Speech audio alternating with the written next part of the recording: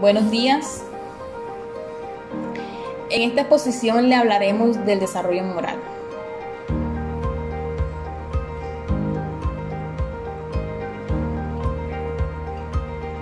Para entrar en contexto, vamos a definir en términos globales la palabra moral. Se trata de un conjunto de creencias, costumbres, valores y normas de una persona de un grupo social que funciona como una guía para obrar. Es decir, la moral orienta acerca de qué acciones son buenas y cuáles son incorrectas. Hablemos del desarrollo moral. El desarrollo moral es uno de los cambios importantes en el pensamiento que ocurre durante la niñez y la adolescencia. Se refiere a los cambios en el sentido de que la gente de la justicia y de lo que es correcto o incorrecto, así como las conductas referentes a temas morales. El psicólogo Colbert desarrolló una teoría que estuvo influenciada en la teoría cognitiva de Jean Piaget. Colbert nos dice que la persona a lo largo de su vida está dividida en 3 niveles y cada uno de estos niveles se encuentra dividido en diferentes etapas. Colbert desarrolló esta teoría planteada en lo que Jean Piaget había hecho. Entonces Colbert lo que hizo fue descubrir que el razonamiento moral parece evolucionar y complicarse progresivamente a lo largo de la adolescencia y hasta la edad madura.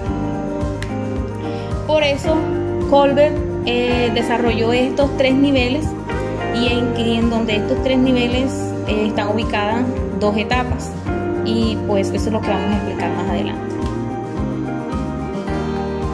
El primer nivel recibe el nombre de preconvencional y se desarrolla más o menos entre los 4 y los 9 años. Algunos dicen que hasta los 11. Pero esta primera etapa es más o menos entre los 2 y 6 años. Es una etapa que se considera individualista y que consiste en la heteronomía. ¿Qué es la heteronomía? Es decir, que en el individuo no existe la autonomía de la voluntad, sino que se rige por un poder externo, que es lo que hace que él actúe de manera obediente, de manera sumisa. Un ejemplo de esto lo podemos ver cuando los padres le dan una orden o le prohíben algo al niño y él hace caso sencillamente porque para él no existe más que esa opción. Aquí el niño no comprende las razones de la norma. Él asume que la autoridad es la que da la norma y que debe obedecerse. Las acciones aquí son buenas o son malas según lo que dictan las autoridades. Más que todo aquí el niño obedece para no ser castigado. Aquí lo importante o lo justo es obedecer. Evitar ser castigado y no causarle daño a las personas o a las cosas. Aquí el niño es más intuitivo que lógico. En la segunda etapa de este nivel preconvencional, consiste en un intercambio material de interés propio. Más o menos eso va entre los 7 a 11 años. Se empieza a pensar más allá del individuo. El niño aquí desea obtener lo que quiere, de modo que él respeta las normas que le imponen para obtener lo que a él le interesa. Aquí él actúa por aquello que puede beneficiarlo. Aquí las normas son relativas, lo que importa en realidad es favorecer los propios intereses. La persona actúa correctamente con el fin de obtener algo a cambio. Reconoce y es consciente de que los demás tienen sus intereses y sus propias necesidades también. Y pudiéramos resumir esta segunda etapa del nivel preconvencional en la frase: te respeto si me respetas.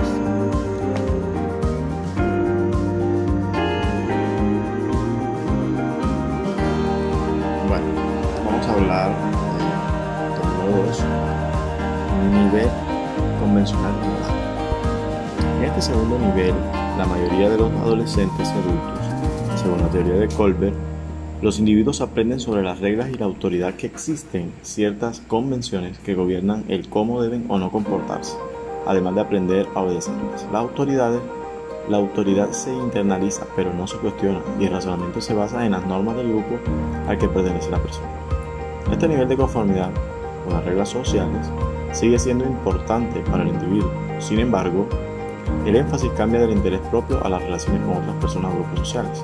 El individuo se esfuerza por respaldar las reglas establecidas por otros como padres, compañeros o el gobierno. En otras palabras, los individuos creen que las reglas son necesarias para asegurar las relaciones positivas y un orden social. La adherencia a las reglas convencionales es algo rígida durante esta fase y rara vez se cuestiona la convivencia de equidad de una norma. Esta tercera etapa, entre los 10 y 13 años, se considera a personas cercanas. Esta es la etapa del buen chico, la buena chica, o etapa de las buenas relaciones interpersonales. Es la etapa de las relaciones interpersonales del desarrollo moral. Se enfoca en cumplir con las expectativas y roles sociales. En esta etapa se tiene un desarrollo de la empatía del individuo. En esta etapa el adolescente empieza a reconocer lo bueno y lo justo, que es aquello que genera la supervivencia del grupo, en donde el adolescente empieza a identificar con los intereses de todos y va abandonando su individualismo. Su moral sigue siendo heterónoma, ya que acepta las normas del grupo social, ya sea de la familia o un grupo de amigos, y va buscando la aprobación del ser aceptado y valorado por todos. Entonces aquí pasamos a la cuarta etapa. En la cuarta etapa se desarrolla el concepto de ley y del orden. Esta etapa se centra en mantener el orden social. El individuo toma conciencia de las normas más universales de la sociedad, por lo cual sus juicios morales se refieren a obedecer aquellas reglas para defender la ley y evitar la culpa. Ahora, la toma de decisiones morales se convierte en algo más que simple sumisión de lazos sociales estrechos de amistad. Las leyes se consideran iguales para todos. Colbert creía que la mayoría de las personas permanecen en esta etapa de razonamiento moral durante toda su vida, donde la norma es predominante, dictada por una fuerza externa. Los principios morales provienen de las figuras de autoridad social o religiosa y nunca tienen una reflexión moral propia. 3. Etapa postconvencional. Según Colbert, va de los 13 a la edad adulta. En esta fase, el sentido de la moralidad del individuo se define en términos de principios y valores más abstractos. Los individuos ahora pueden creer que algunas leyes y normas son injustas y deben ser cambiadas o eliminadas. En esta etapa existe una mayor comprensión de que los individuos son entidades separadas de la sociedad y que los individuos pueden desobedecer ciertas reglas inconsistentes con sus propios principios éticos.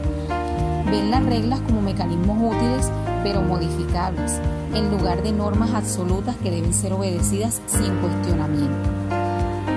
Quinta etapa: contrato social y derechos individuales.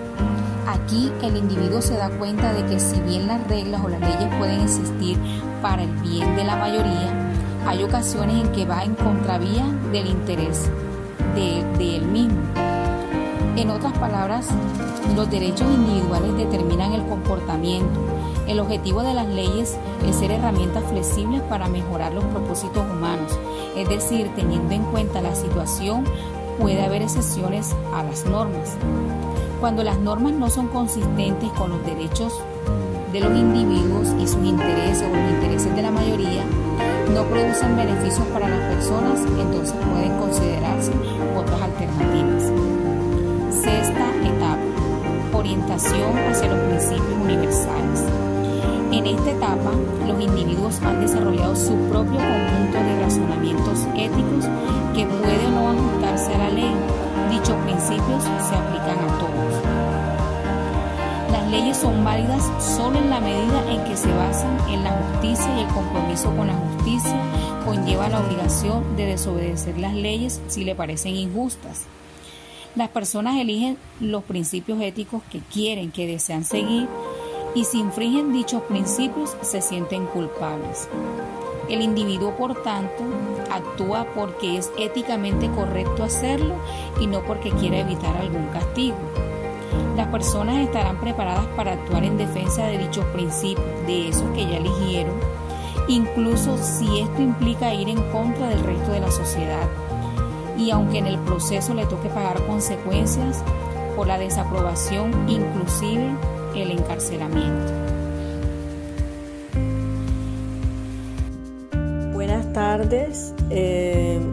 Me corresponde hablar acerca de la aplicación del desarrollo moral al trabajo de la iglesia.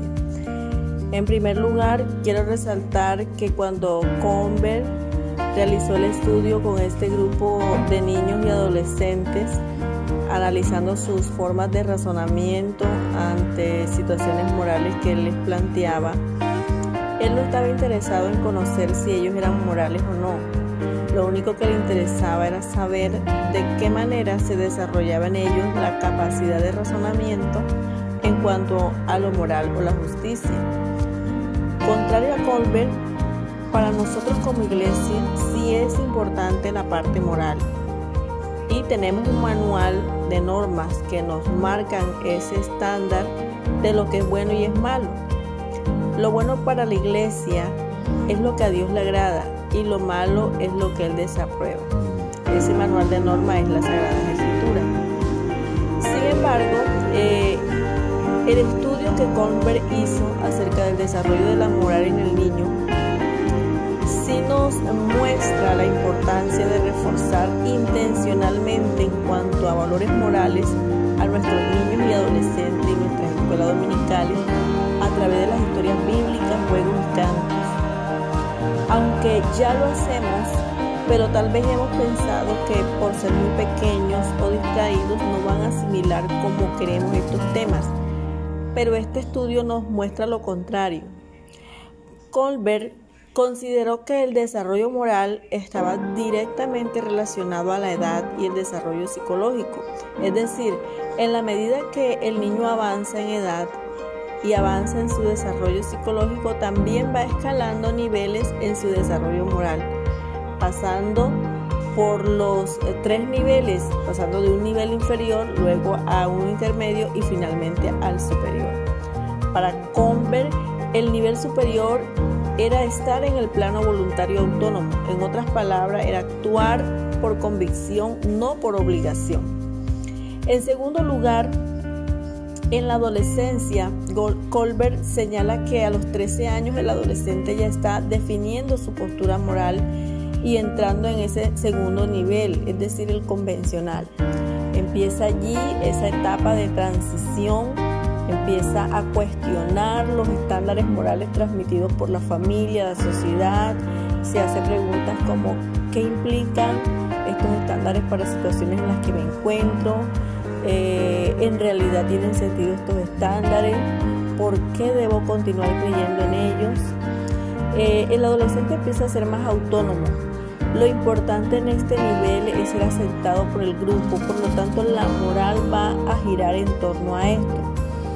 Esto nos muestra en esta etapa la importancia de mantener involucrado al adolescente en su mismo grupo de edad, porque será de mucha influencia para él, y en lo posible mantenerlos alejados de grupos que los puedan influenciar negativamente, por lo que se hace necesario en nuestras iglesias implementar programas donde ellos se sientan que forman parte de él.